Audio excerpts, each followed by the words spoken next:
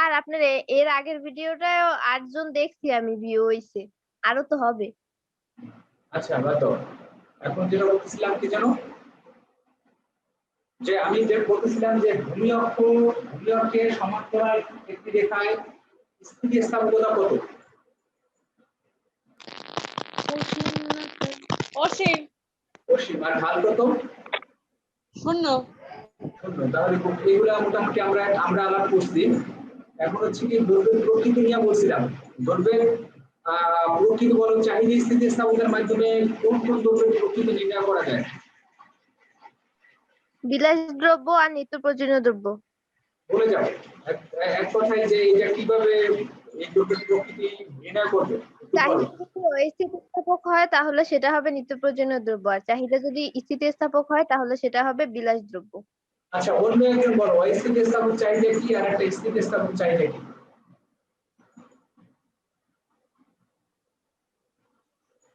অন্য যে কেউ একজন বলো স্থিতিস্থাপক চাহিদা কি আর অস্থিতিস্থাপক চাহিদা কি? একটু ক্যামেরাটা অফ করে দিই, বলো।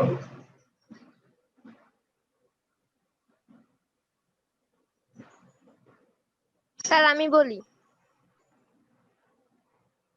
অন্য একজনকে বলতে বলছি।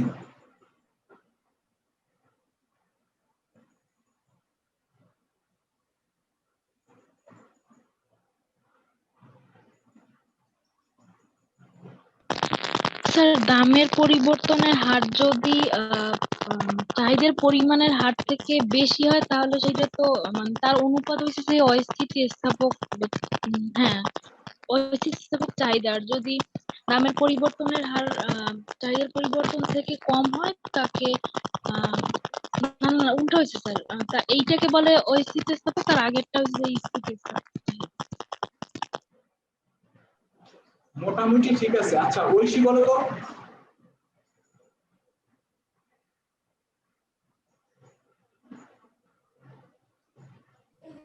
স্যার দামের পরিবর্তনে যে চাহিদার পরিবর্তন হয় সেটা তো স্থিতিস্থাপকতা, আর অস্থিতিস্থাপক হচ্ছে দামের পরিবর্তনে চাহিদার পরিবর্তন হয় না।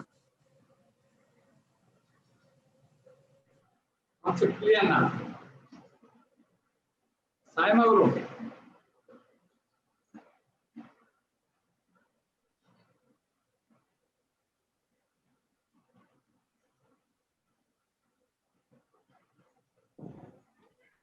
স্যার ওই একের বেশি কিন্তু ওই অসীমের চেয়ে কম, ওইটা তো স্থিতিস্থাপকতা। এই তোমার তো কইতে বইলে আমি সাইমাকে বলতে বলছি।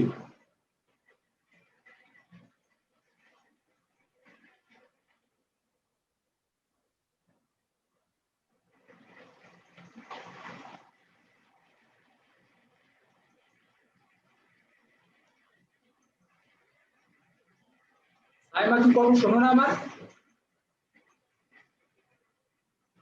সাইমা কথা কও না।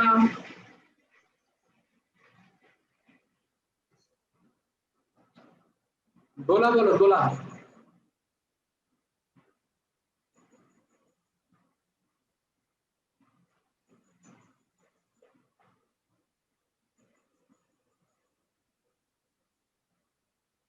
দোলা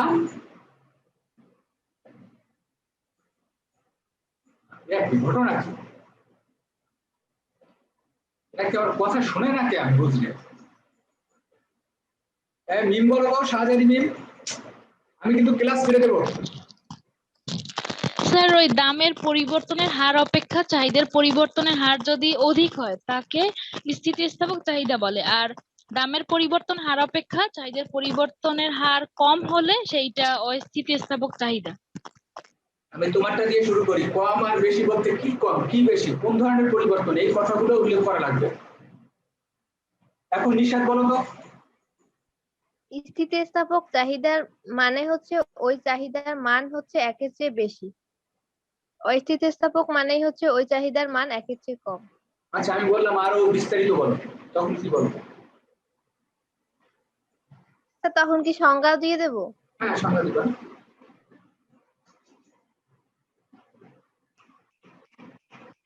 মাথায় ব্যথা হবে, এই এই ব্যথা হবে। হ্যাঁ বলো।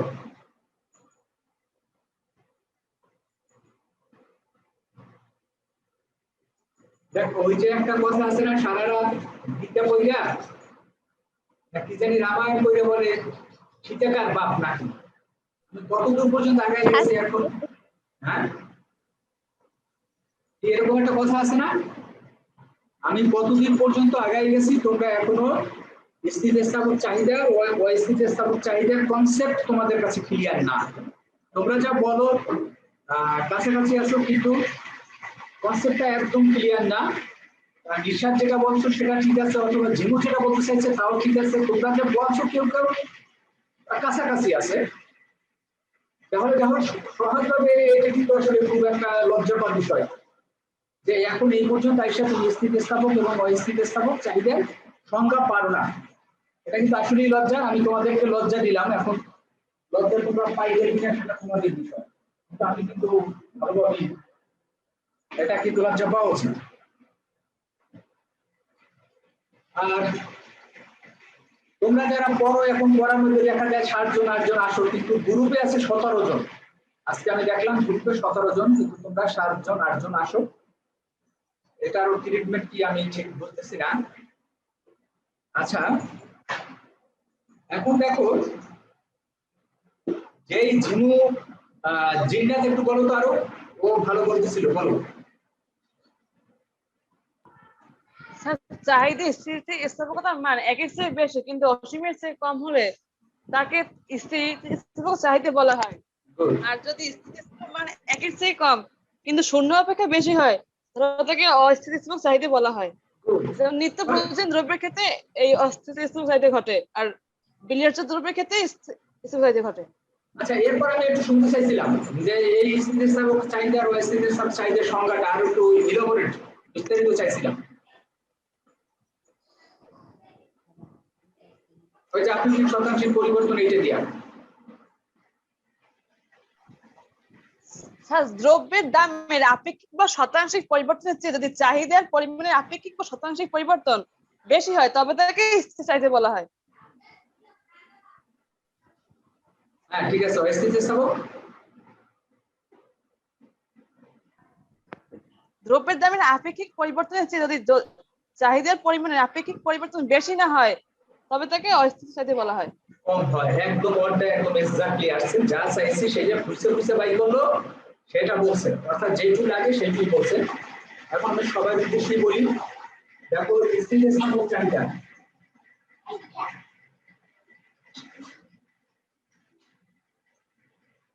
জিনিস। স্থিতিস্থাপক চাহিদা এখন হচ্ছে যে চাহিদা স্থিতিস্থাপকতার মান আমি বলি যে একের চেয়ে বেশি, ঠিক আছে, এই মান স্থিতিস্থাপক। আচ্ছা আমি তোমরা বলবা যে স্থিতিস্থাপকতার মান মান একের চেয়ে বেশি কিন্তু অসীমের চেয়ে কম, এটা না হলেও অসীম থেকে কম, এটা যেটা বলছি সেই ভাষায় বললাম। এখন কিছু যদি নাও বলতে পারো তাহলে বলতে পারবো যে স্থিতিস্থাপকতার মান একের চেয়ে বেশি, অর্থাৎ দামের আপেক্ষিক বা শতাংশিক পরিবর্তনের ফলে চাহিদার আপেক্ষিক বা শতাংশিক পরিবর্তন যদি বেশি হয় তাহলে সেক্ষেত্রে স্থিতিস্থাপকতা হয় একের চেয়ে বেশি, আর সেই স্থিতিস্থাপকতাই বলা হয় স্থিতিস্থাপক চাহিদা। আবার শোনো, যে স্থিতিস্থাপকতার মান একের চেয়ে বেশি অর্থাৎ দামের আপেক্ষিক বা শতাংশিক পরিবর্তন যে হারে হয়, চাহিদার আপেক্ষিক বা শতাংশিক পরিবর্তন যদি তার চেয়ে বেশি হয় তাহলে সেই স্থিতিস্থাপকতাকে বলা হয় স্থিতিস্থাপক চাহিদা বা স্থিতিস্থাপক চাহিদা। স্থিতিস্থাপক চাহিদা। তাহলে আবার যদি তুমি ঘুরে যদি সংখ্যাটা এভাবে দাও তাতেও কোনো সমস্যা নেই, যে দামের আপেক্ষিক বা শতাংশিক পরিবর্তনের চেয়ে চাহিদার আপেক্ষিক বা শতাংশিক পরিবর্তন বেশি হলে সেই স্থিতিস্থাপকতা হচ্ছে, সেই স্থিতিস্থাপকতা বলা হয় স্থিতিস্থাপক চাহিদা। অর্থাৎ স্থিতিস্থাপক চাহিদার ক্ষেত্রে স্থিতিস্থাপকতার মান একের চেয়ে বেশি হবে কিন্তু অসীমের চেয়ে কম হবে, অর্থাৎ খেয়াল করো, এটাকে যদি আমি প্রকাশ করি ইপি, ইপি কার চেয়ে বেশি? কার চেয়ে বেশি? কথা বলো। একের চেয়ে বেশি, তাই গ্রেটার দেন 1 কার চেয়ে ছোট? অসীমের থেকে। অসীমের থেকে ছোট। তাহলে এটাকে আমরা এইভাবেও প্রকাশ করতে পারি। খেয়াল করো, এটাই কি বোঝায়? স্থিতিস্থাপকতার মানে এইটার মান একের চেয়ে বেশি কিন্তু অসীমের চেয়ে ছোট। আবার যদি উল্টাইয়ে লেখো তাহলে হয় 1 greater than EP less than infinity. তুমি যেভাবেই ঘুরাই লেখো সেটাকে তুমি আগেই দেখো, আমি ছোট বড় লেস দেন গ্রেটার দেন আমি জানি না, কিন্তু আমি জানি এই যে যেই বড় মুখটা যেই দিকে থাকবে সেই মুখটা হচ্ছে বড়। তাহলে এখানে দেখো এই স্থিতিস্থাপকতা বড়, স্থিতিস্থাপক বড় না কার চেয়ে বড়? একের চেয়ে বড়। কার চেয়ে ছোট? অসীমের ছোট। তাহলে এভাবে ওটাকে প্রকাশ করতে পারো, এভাবে ওটাকে মানে প্রকাশ করতে পারো। এটা হচ্ছে স্থিতিস্থাপক চাহিদা। আচ্ছা, এখন যদি আমরা বলি যে ওই স্থিতিস্থাপক চাহিদা, তাহলে ওইটার মতো যে চাহিদা স্থিতিস্থাপকতার মান একের চেয়ে কম আর ওদের সামনে অ্যাডভান্স হয় তাহলে শূন্যের চেয়ে বেশি, সেটা হচ্ছে কি তোমার ওই স্থিতিস্থাপক চাহিদা। অর্থাৎ এটাকে যদি ভাঙাইয়া সুন্দর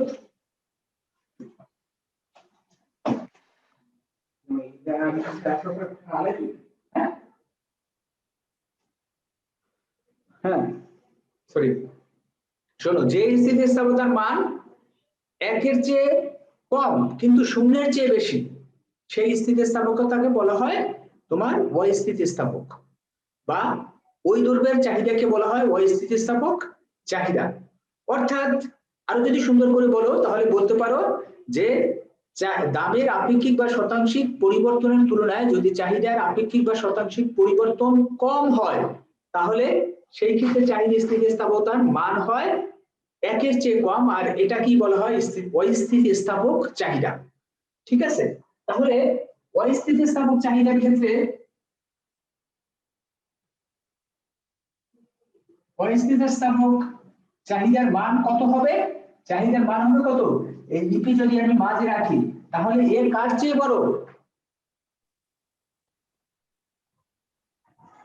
কার চেয়ে বড়? শূন্যের চেয়ে বড়। কিন্তু কার চেয়ে, হ্যাঁ কার চেয়ে ছোট? একের চেয়ে ছোট। তাহলে দেখো এটা দিয়ে কি বোঝাচ্ছে যে স্থিতিস্থাপকতা ছোট কার তুলনায়? একের তুলনায়। আর বড় কার তুলনায়? শূন্যের তুলনায়। আবার যদি এটাকে উল্টাই লেখো তাহলে শূন্য দিয়ে যদি শুরু করি তাহলে শূন্য লেস দেন ইপি। তাহা বড় নাই মিনিট পর কিন্তু এরকম খেয়াল করো, তাহলে এটা দিয়ে কি বোঝায় যে ইপি কার চেয়ে বড়? শূন্যের চেয়ে বড়, কিন্তু কার চেয়ে ছোট? একের চেয়ে ছোট। তাহলে এটা দুইভাবে প্রকাশ করা যায়। এইগুলো যদি এখন নাও বোঝো এটা সমস্যা নাই, কিন্তু তোমাকে তো এটা অন্তত জানতে হবে যে একের যে স্থিতিস্থাপকতার মান যদি একের চেয়ে বেশি হয় তাহলে বলা হয় তাকে স্থিতিস্থাপক চাহিদা, আর যদি একের চেয়ে ছোট হয় তাহলে বলা হয় অস্থিতিস্থাপক চাহিদা। এখন আমরা যদি বলি তাহলে বিলাস দ্রব্যের ক্ষেত্রে চাহিদা হয় স্থিতিস্থাপক আর নিত্য প্রয়োজনীয় দ্রব্যের ক্ষেত্রে চাহিদা হয় অস্থিতিস্থাপক। আমি যে প্রশ্নটা তোমাদেরকে শুরুতেই করছিলাম যে চাহিদা স্থিতিস্থাপক দ্বারা কিভাবে দ্রব্য প্রকাশ করবা, তাহলে এই প্রশ্নটার গুছানো উত্তর হচ্ছে চাহিদা স্থিতিস্থাপকতার মাধ্যমে দুই ধরনের দ্রব্যকে আইডেন্টিফাই করা যায়, একটা হচ্ছে নিত্য প্রয়োজনীয় দ্রব্য আর একটা হচ্ছে কি বিলাস দ্রব্য। স্থিতিস্থাপকতার মান যদি একের চেয়ে বেশি হয় তাহলে সেটা হচ্ছে বিলাস দ্রব্য, আর যদি মান একের চেয়ে কম হয় সেটা হচ্ছে নিত্য প্রয়োজনীয় দ্রব্য।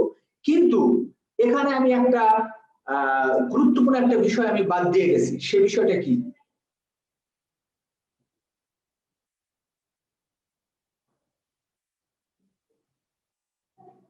বলো। শুধুমাত্র চাহিদা স্থিতিস্থাপকতার ক্ষেত্রে মাইনাস চিহ্ন বাদ দিতে হবে। এখানে পরম মান ধরতে হবে, মাইনাস চিহ্ন বাদ দেওয়ার চেয়ে বলতে হবে যে স্থিতিস্থাপকতার মান পরম মান ধরতে হবে, পরম মান ধরতে হবে। আমরা কয়েকবারই এটা নিয়ে কথা বলছি, কিন্তু আমরা ওই সময় অঙ্কও করাইছি, যে আমরা একটা অঙ্ক দিয়েও দেখাইছি। আবার যদি দরকার হয় এখন আমি একটা অঙ্ক দিই, মানে একটা কি দিই, ধরো এটা আমি বলে দিলাম যে এক্স দ্রব্যের, ধরো এখন আমি বলে দিলাম এক্স দ্রব্যের দাম 10 টাকা থেকে 12 টাকা হলে চাহিদা তোমার চাহিদা 20 একক থেকে 18 একক হয়। 18 একক হয়। দ্রব্যটি কোন ধরনের দ্রব্য এখনই বুঝে ফেলো। দেখি কে তাড়াতাড়ি পারে। যে এক্স দ্রব্যের দাম 10 টাকা থেকে 12 টাকা হলে চাহিদা 20 একক থেকে 18 একক হয়, এক্স কোন ধরনের দ্রব্য?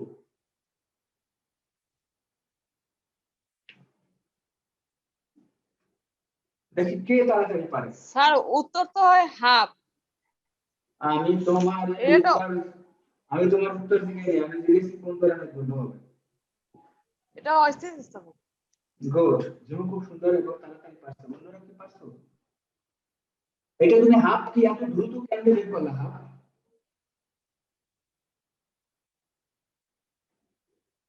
অন্যরা করো, খাতায় করো, একদম কইরে আমাকে একটু বলো যে এটা মানে অ্যানসার কি হইলো, কি হবে।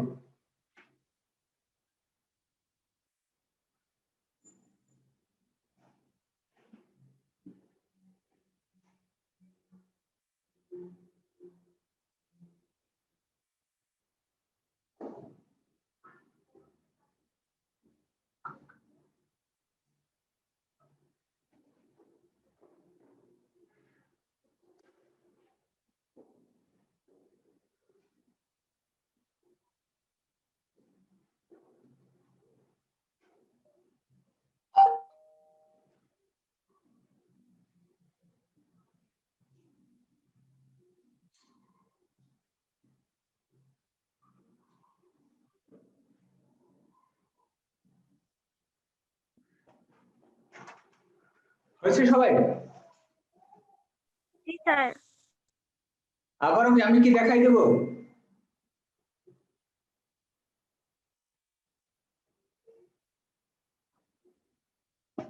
আমি দেখাই দেই কিভাবে করবা, তাহলে স্থিতিস্থাপকতার সূত্র এখন আমার মনে হয় না যে এখানে কারো ঝামেলা আছে। তারপর দেখো স্থিতিস্থাপকতা বের করার সূত্র হচ্ছে EP equal to del Q by del P into P by Q. এখন দেখো আমি তোমরা এতদিন সংক্ষেপে করছো, এটা হচ্ছে বিস্তারিত যদি করো, সুন্দর করে যদি করতে চাও তাহলে এই স্টাইলে করবা, যেটা লিখবা আমরা জানি স্থিতিস্থাপকতা এটা। তো এইখানে দেখো, এটা দেখো এইভাবে করবা, ঠিক আছে, সুন্দরভাবে করবা। যে এখানে খেয়াল করো যে এখানে ডেল কিউ ইকুয়াল টু কি বলো, কথা মানে কেন? ডেল কিউ ইকুয়াল টু কি দেখছো? এখানে ডেল কিউ ইকুয়াল টু কি? -2। আরে বাবা এটা কি, এটার নাম কি? ডেল কিউ মানে কি? মাইনাস ডেল কিউ মানে কি? চাহিদার পরিবর্তন। গুড, এরকম লিখে দেবা। ডেল কিউ ইকুয়াল টু হচ্ছে চাহিদার পরিবর্তন, চাহিদার পরিবর্তন, এই চাহিদার পরিবর্তন ইকুয়াল টু আরো দিতে পারো যে চাহিদার পরিবর্তন তাহলে কত, কত থেকে কত বাদ ঝটপট বলো। 12 minus 10 12 minus Sorry. 10, হ্যাঁ ঠিক আছে, সরি নাই 12 minus 10 নাকি শেষেরটা থেকে না আগেরটা বাদ? স্যার চাহিদার, স্যার চাহিদার হবে ও তাহলে 18 minus 20 আর সে তো আমারই ভুলে গেছে। হ্যাঁ 18 minus 20 তাহলে ইকুয়াল টু হলো কত? ইকুয়াল টু হচ্ছে -2। ঠিক আছে, যদি এত কিছু লিখতে না পারো অন্তত পক্ষে এটা লিখবা ডেল কিউ ইকুয়াল টু এত। আবার ডেল পি ইকুয়াল টু কি? ডেল পি ইকুয়াল টু হচ্ছে দামের পরিবর্তন, দামের পরিবর্তন ইকুয়াল টু কত হবে? এটা হবে 12 মাইনাস 10 ইকুয়াল টু 2। আর পি ইকুয়াল টু কি? কথা কও। 10 পি ইকুয়াল টু কি? পি মানে কি? প্রাথমিক দাম। মূল দাম। গুড, প্রাথমিক বা মূল দাম দুইটাই লিখতে পারো। এই যে প্রাথমিক বা তুমি যেটা লিখবা প্রাথমিক বা মূল দাম ইকুয়াল টু কত? প্রাথমিক দাম ছিল কত? 10, টাকা, একক, একক, কারণ একক একক এটা লেখা আছে, এটা লেখা একক আর এটা লেখা আছে টাকা লিখতে হবে, এটা না লিখলেও সমস্যা নেই। আচ্ছা কি হচ্ছে কি প্রাথমিক বা মূল চাহিদা, এটা কত কত বলো? 20, কথা কয় না কা 20 না, প্রাথমিক চাহিদা প্রথম ছিল 20। আচ্ছা এখন তাহলে ইপি ইকুয়াল টু কত? ইপি ইকুয়াল টু এগুলো বসাই দাও, -2 ডিভাইডেড বাই 2 ইনটু 10 - 20, তাহলে হইল কি? হইল -1/2 ইকুয়াল টু হাফ।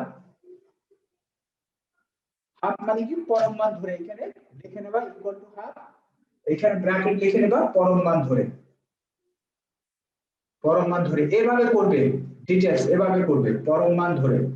এখন তাহলে পরবর্তীতে লিখবা যেহেতু এখানে স্থিতিস্থাপকতা ইপি তোমার লেস দ্যান 1 অর্থাৎ একের চেয়ে ছোট, সুতরাং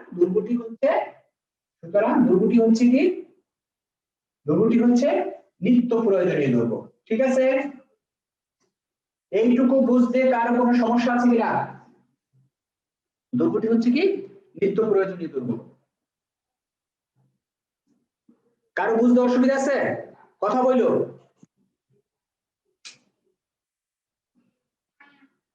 কথা কয় না কান।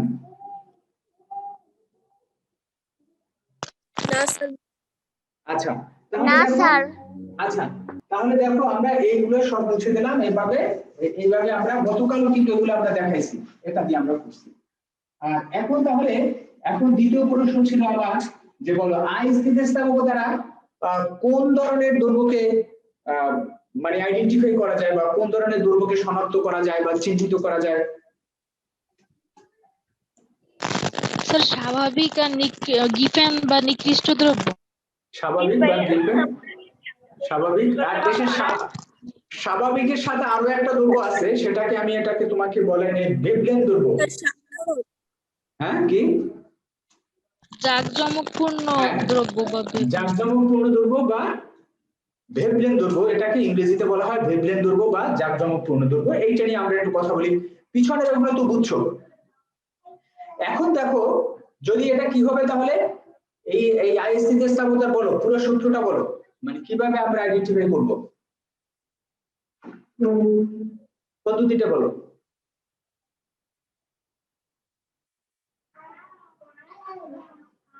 সাইমা কি আমার কথা শোনো? স্যার ভোক্তা বা ক্রেতার, বলো। ভোক্তা বা ক্রেতার আয়ের শতাংশিক বা আপেক্ষিক পরিবর্তনের ফলে যদি চাহিদার পরিমাণের আপেক্ষিক বা শতাংশিক যে পরিবর্তন হয়, এই দুইয়ের অনুপাতকে চাহিদার আয় বলা হয়। আচ্ছা এখন এই ঠিক আছে বুঝলাম, সংজ্ঞা পাইলাম। এটা দ্বারা কিভাবে দুর্গ আমি আইডেন্টিফাই করব?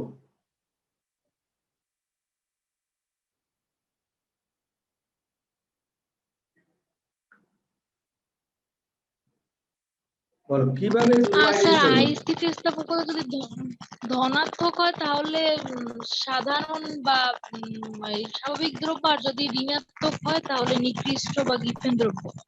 গুড, এই তো হয়েছে। তাহলে দেখো এটা হচ্ছে আমরা নরমাল একটা জিনিসে তোমাদের কি গিফেন দুর্গ, নিকৃষ্ট দুর্গ এইসব দুর্গ নিয়ে কি কথা হয়েছিল কখনো?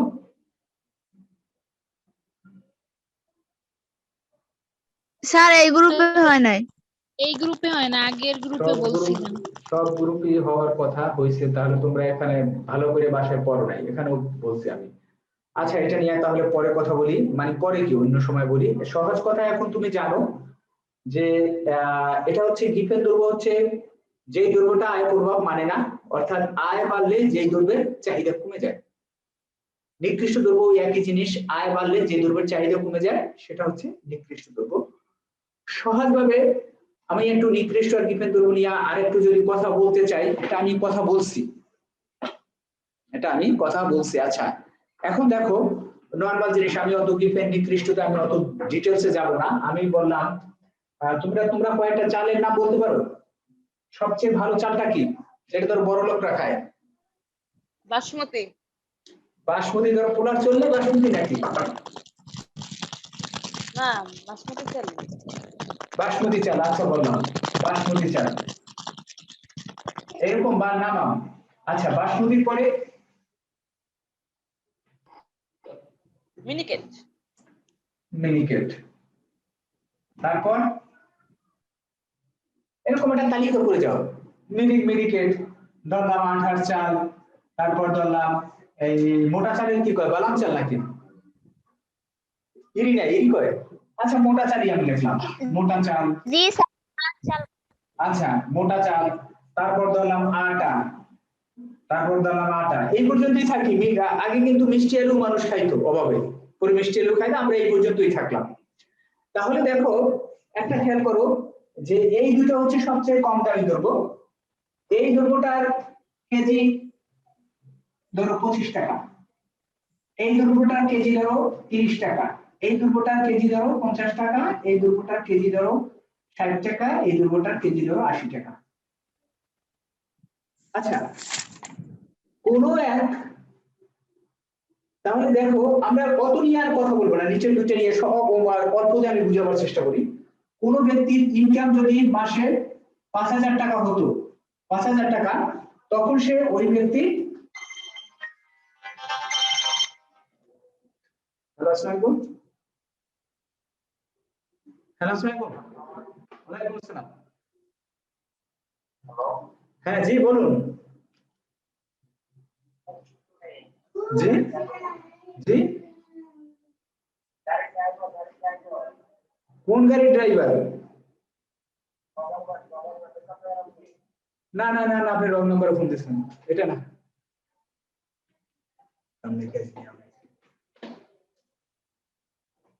আচ্ছা কেন করো, কোন ব্যক্তির ইনকাম হচ্ছে 5000 টাকা, সে আটা খায়, ওই ব্যক্তির ইনকাম যদি 20000 টাকা হয়, তাহলে সে কি আর আটা খাবে? না স্যার। সে যদি আগে যদি মোটা চাল খাইতো, এখন কি মোটা চাল খাবে? না স্যার। কিন্তু কিন্তু আয়বিধি কি বলে, আয়বিধি বলে, আমরা সাধারণত নরমালি যেটা জেনে আসছি, মানুষের আয় বাড়লে দ্রব্যের চাহিদা বাড়ে, ঠিক আছে না? আয় বাড়লে দ্রব্যের চাহিদা বাড়ে। কিন্তু এক্ষেত্রে এটা জাস্ট একটা নরমাল একটা উদাহরণ দিলাম, যে এক্ষেত্রে দেখা যায় এই দ্রব্যের ক্ষেত্রে আয় বাড়লে চাহিদা বাড়তেছে না, এই দ্রব্যের ক্ষেত্রে আয় বাড়লে চাহিদা বাড়তেছে না। সুতরাং এই দ্রব্যটি আয় আয় ই হচ্ছে, আয় বিধি বা বিঘ্নিত হচ্ছে, বা এটা নিত্য প্রয়োজনীয় দ্রব্যের ক্ষেত্রে আসলে বললাম, এটা নিত্য প্রয়োজনীয় দ্রব্য না ধরে আমরা যদি একটা শখের দ্রব্যের কথা বলি, তাহলে এগুলো আরো ভালো বোঝা যায়। এটা আমি নরমালি তোমাদেরকে বোঝাবার চেষ্টা করব যে এমন কিছু দ্রব্য আছে যেই দ্রব্যের ক্ষেত্রে এটা আয়বিধি মানে না, সেটা হচ্ছে কি নিকৃষ্ট দ্রব্য, আর হচ্ছে তোমার ডিফেন্ট দ্রব্য। এই যে সবচেয়ে কম দামি দুটো দ্রব্যের মধ্যে, এটাও তো নিকৃষ্ট দ্রব্যের মধ্যে পড়তে পারে, এটাও নিকৃষ্ট দ্রব্যের মধ্যে পড়তে পারে, কিন্তু তুলনামূলক এই দুটার মধ্যে যেটা সবচেয়ে বেশি কম দামি সেটা হচ্ছে ডিফেন্ট দ্রব্য। ডিফেন্ট দ্রব্যের ক্ষেত্রে তো মানেই না, তাহলে হচ্ছে কি ডিফেন্ট দ্রব্যের ক্ষেত্রে এভাবে আয় বিধি মানে না। সুতরাং এই ক্ষেত্রে দেখা গেল কি যে আয় বাড়ছে কিন্তু চাহিদা কমছে, তাহলে এই ক্ষেত্রে আয় স্থিতিস্থাপকতার মান কেমন হবে?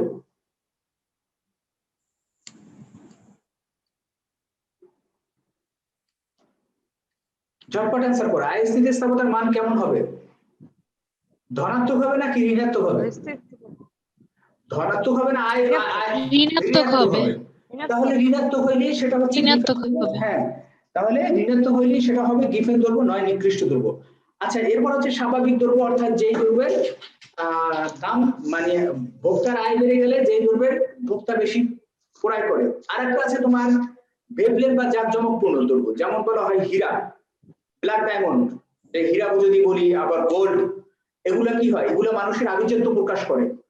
তাহলে একদল আছে কি এগুলোর দাম বাড়লে তারা আরো বেশি ফুটানি করবে, কেনবে, এরকম আবার গলায় পড়বে, এরকম হাতে করে হাত ঝুলাই ঝুলাই হাঁটবে, গলায় পড়লে ধরে এটা আবার একটু ঝুলাই রাখবে, অর্থাৎ দেখাইবে। তাহলে এই দ্রব্যের ক্ষেত্রেও তোমার কি হয়, দাম যত বাড়ে এক শ্রেণীর মানুষ বেশি কেনে, জাঁকজমকপূর্ণ দ্রব্যের ক্ষেত্রে। তাহলে এই ক্ষেত্রে আয় বিধি হয়, আয় বিধির ব্যতিক্রম ঘটে, বা সরি আয় বিধি পালিত হয়, অর্থাৎ এই ক্ষেত্রে আয় স্থিতিস্থাপকতার মান ধনাত্মক হয়। সুতরাং আয় স্থিতিস্থাপক দ্বারা তোমার ডিফেন্ট দ্রব্য এবং নিকৃষ্ট দ্রব্য আইডেন্টিফাই করা যায়, আর কি হয় সাধারণ দ্রব্য এবং জাঁকজমকপূর্ণ দ্রব্য আইডেন্টিফাই করা যায়। তো কথা হলো এইটা যদি সেই আয় স্থিতিস্থাপকতার মান যদি ধনাত্মক হয়, তাহলে সেই দ্রব্যটা হবে স্বাভাবিক দ্রব্য অথবা তোমার জাঁকজমকপূর্ণ দ্রব্য। আর যদি আই স্থিতিস্থাপকতার মান যদি ঋণাত্মক হয় তাহলে সেটা হবে গিফেন দৈর্ঘ্য অথবা নিকৃষ্ট দৈর্ঘ্য। এটা একটা অঙ্ক কইরা উদাহরণ দিয়ে কি বোঝাবার দরকার আছে?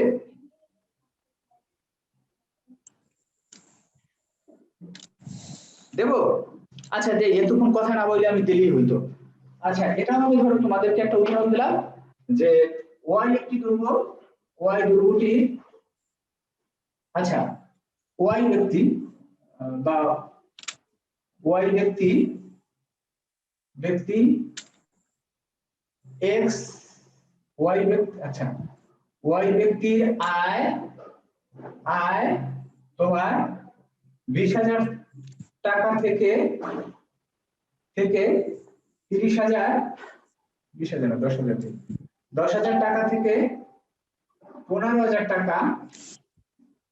টাকা হলে এক্স দৈর্ঘ্যটি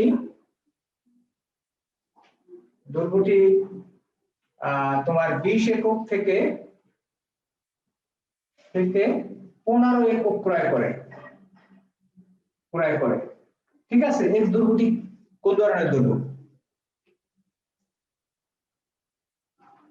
দেখো খুব ঝটপট।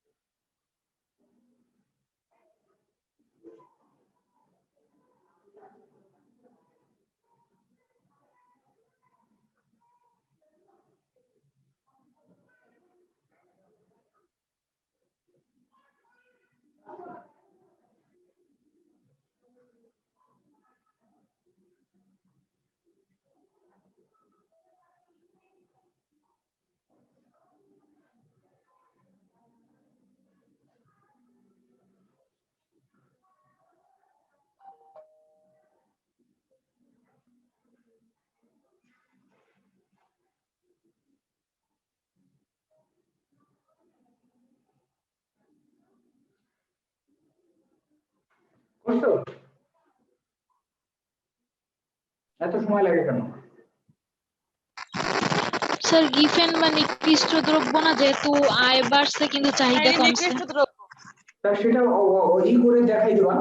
তাহলে তোমরা এরকম করবা, কি করবা, গিফেন বা নিকৃষ্ট দ্রব্য হবে কারণ এটার মান হবে ঋণাত্মক। আয় বাড়ছে না সেইভাবে না, তোমাকে স্থিতিস্থাপকতা আমি মানে প্রমাণ করতে বলছি। সাউন্ড একটু কম শুনতে পাই। তোমাকে আমি স্থিতিস্থাপকতা দিয়া প্রমাণ করতে বলছি, সুতরাং তুমি এটা ওই আন্তাজে বললে হবে না, অর্থাৎ স্থিতিস্থাপকতা বের করে বলবা। Minus half. আচ্ছা মাইনাস হাফ এখন আমরা বের করে দেখাই। মাইনাস তাহলে তুমি প্রথমেই বলবা যে এখানে আই স্থিতিস্থাপকতার মাধ্যমে গিফেন দৈর্ঘ্য, নিকৃষ্ট দৈর্ঘ্য অথবা তোমার ওই কি বিলাস দৈর্ঘ্য আর স্বাভাবিক দৈর্ঘ্য শনাক্ত করা যায়। তো এই ক্ষেত্রে আমরা আই স্থিতিস্থাপকতা বের করি। তাহলে আই স্থিতিস্থাপকতার সূত্র অনুসারে UI equal to del Y, ঠিক আছে, ডেল ওয়াই হবে কথা বলে না স্যার, না sir del X, sir del X, del X. আচ্ছা এক্স বলতে তুমি এক্স না লাগলেও অসুবিধা, ডেল কিউ এক্স লাগো তাহলে, অর্থাৎ এক্স দৈর্ঘ্যের চাহিদা। এখানে এক্স লাগবা না, কিন্তু এক্স কিন্তু আসলে চাহিদা প্রকাশ করে না, এক্স হচ্ছে দৈর্ঘ্য প্রকাশ করে। এখানে তুমি চাহিদাই বলবা, এখানে কিউ এক্স উল্লেখ করতে পারো, অর্থাৎ এক্স দৈর্ঘ্যের চাহিদা। আর del Y into Y by Q উল্লেখ করলে বা কিউ এক্স। তাহলে এখানে তুমি বলবা যে এখানে আইডেন্টিফাই করবা del Q X equal to হচ্ছে এক্স দৈর্ঘ্যের চাহিদা, এক্স দৈর্ঘ্যের চাহিদার পরিবর্তন ওইরকম লিখে দেবা, চাহিদার পরিবর্তন ইকুয়াল টু কত, ইকুয়াল টু পরিবর্তন চাহিদার পরিবর্তন কত, equal to 15 minus 20 equal to -5 নাকি, ঠিক আছে না?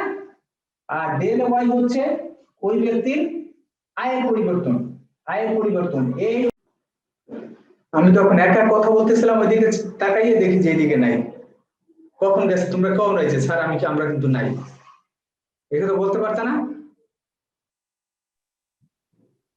আমরা তো বুঝছি আপনি টের পাই। আচ্ছা তোমরা বলবা কিভাবে যে আমরা নাই, তোমরা তো লাইনেই নাই, কেমনে বলবা? আচ্ছা তাহলে দেখো এটাকে ওই দেখো লাগবে যে del Y equal to I এর পরিবর্তন এইভাবে তোমার 5000 আর এটা হচ্ছে কি এ হচ্ছে মূল এটাকে আর বললাম না এটা হচ্ছে কি মূল চাহিদা কোন দৈর্ঘ্যের এক্স দৈর্ঘ্যের মূল চাহিদা এক্স দৈর্ঘ্যের মূল চাহিদা ছিল কত বলো 20 আর সরি আর ওয়াই ইকুয়াল টু ছিল কি মূল আয় ছিল কত মূল আয় 10,000 টাকা ঠিক আছে এখন এইগুলো বসাই দাও তাহলে ey ইকুয়াল টু হবে কত -5 ডিভাইডেড বাই 5000 কেন 5000 না 5000 ইনটু y y তো আগে তাহলে y হচ্ছে 10,000 আর এখানে হবে 20 তাহলে যদি করতে যাবো এরকম করে করে দেখো এই কাটা এগুলো আসলে কাটার সিস্টেম নেই এখন তাই এটা থাকে অর্থাৎ হাফ হয় মাইনাস হাফ হয় এই মাইনাস সাইন কি আমি পরম মান ধরবো না স্যার আইসিবি সবকিছু মানে প্লাস মাইনাস এই জিনিসটা কিন্তু মনে রাখবে অনেক সময় তোমরা কিন্তু ভুল করে এটাকে পরম মান ধরো এটাকে পরম মান এটা তো নির্ধারিত হবে এইভাবে তাহলে নরমালি আমরা বলতে পারি gy ইকুয়াল টু হচ্ছে লেস দ্যান 0 অর্থাৎ y এর মান হচ্ছে ঋণাত্মক সুতরাং এই দৈর্ঘ্যটি হচ্ছে ডিফারেন্ট দৈর্ঘ্য বা নিকৃষ্ট দৈর্ঘ্য যারা পরে আসছে তারা দেখো এটা কিভাবে বের করছে অবশ্যই পরে শুরু করলে ভালো হতো ঠিক আছে তাহলে দেখো এটা আমরা এইভাবে কোন দৈর্ঘ্যের মানে এই শনাক্ত করব আর যেটা হচ্ছে কি রেগুলেশন নরমাল জিনিস এটা আমার না দেখাইলেও তোমরা আমার মনে হয় পারতা এটা পারতা এখন আমাদের প্রশ্ন বা আমি পরীক্ষা হলে যেটা প্রশ্ন করতে বেশি স্বাচ্ছন্দ্য ফিল করি বা যেইটাকে থেকে আমি প্রশ্ন বেশি করি বা প্রশ্ন বেশি আসে সেটা হচ্ছে তোমার এই ধরো আড়াআড়ি স্থিতিস্থাপকতা ঠিক আছে সেটা বেশি আসে কি তোমার আড়াআড়ি স্থিতিস্থাপকতা থেকে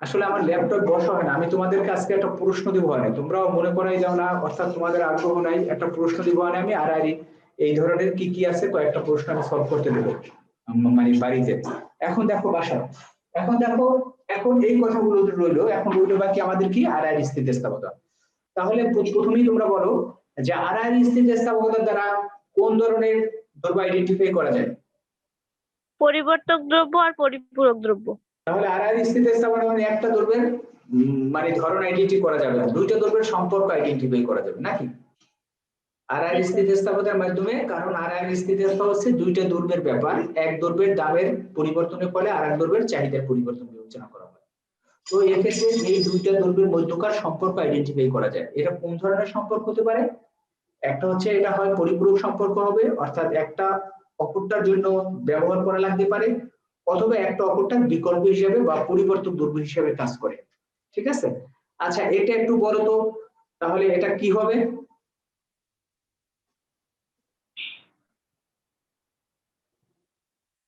স্যার বুঝি নাই প্রশ্নটা হচ্ছে আড়াআড়ি দ্রব্যের মাধ্যমে আমরা কি কোন কোন দ্রব্য আইডেন্টিফাই করব বা কোন কোন দ্রব্যের মধ্যে সম্পর্ক আইডেন্টিফাই করব এটা একটু ডিটেইলস বলো কেউ স্যার পরিপূরক দ্রব্যের ক্ষেত্রে ঋণাত্মক হবে আর স্থাপক আর পরিবর্তক দ্রব্যের ক্ষেত্রে ধনাত্মক হবে আচ্ছা ঠিক আছে তাহলে একটু বুঝাই বলো সুন্দর করে বলো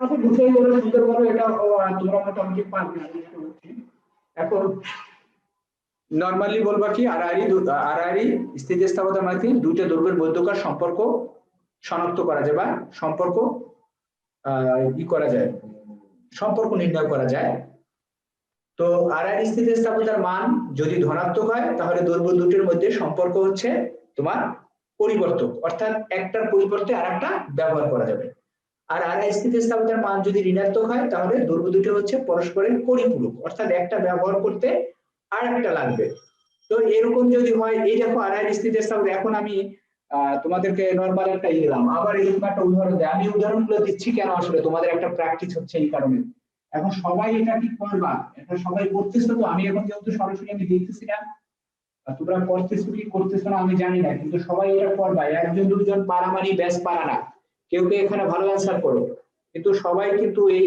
সমান তালে চলতে হবে। আচ্ছা, মনে করো যে এক্স এক্স দ্রব্যের দাম আমি সহজ করে দেই, দাম 15 টাকা থেকে 10 টাকা থেকে 15 টাকা হলে ওয়াই দ্রব্যের চাহিদা 20 একক থেকে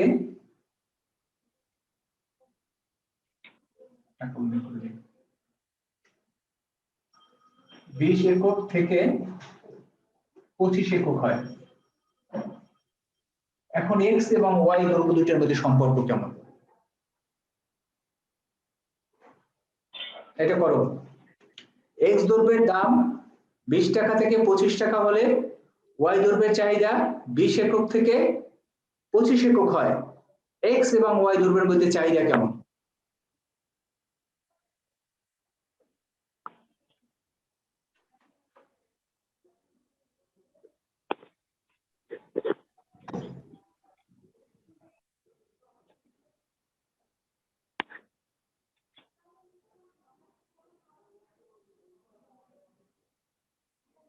স্যার মাইনাস হাফ। আমি সম্পর্ক থেকে না না শুদ্ধ হাফ। আমি সম্পর্ক জিজ্ঞেস করছি, আমি স্থিতিস্থাপকতা জিজ্ঞেস করি নাই।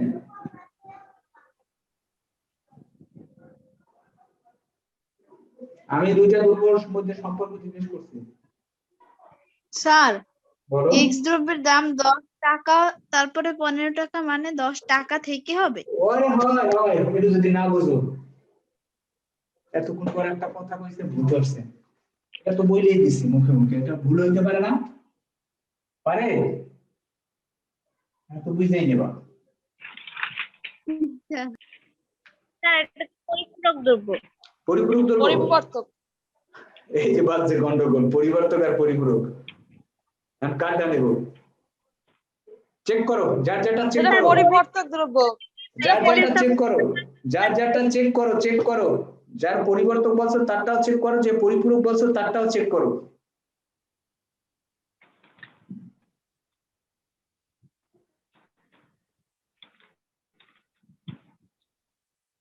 চেক করো কোথায় ভুল।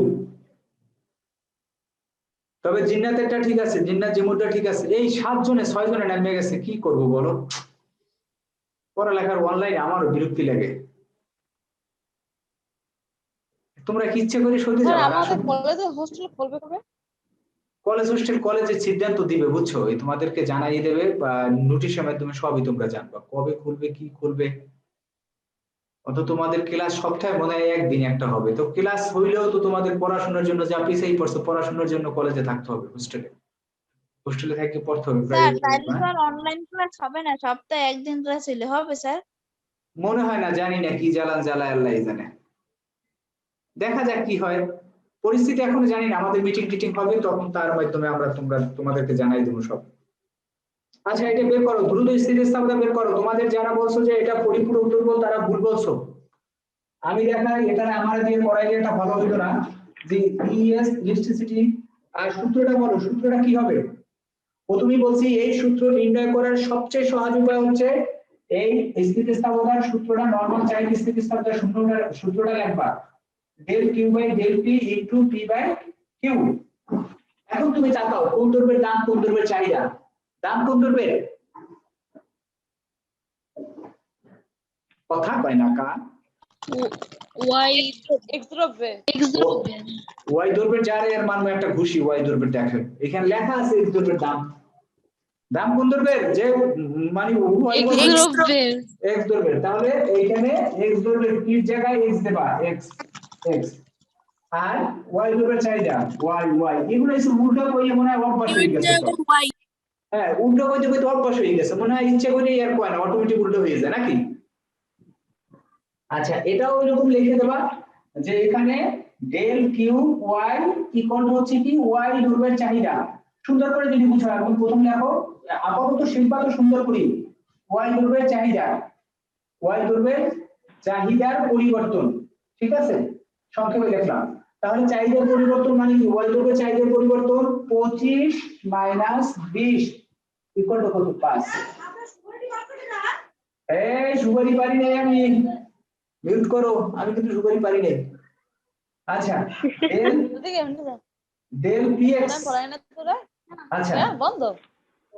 এই ঝুমু, এটা বন্ধ করো, এই মিউট করে নাও।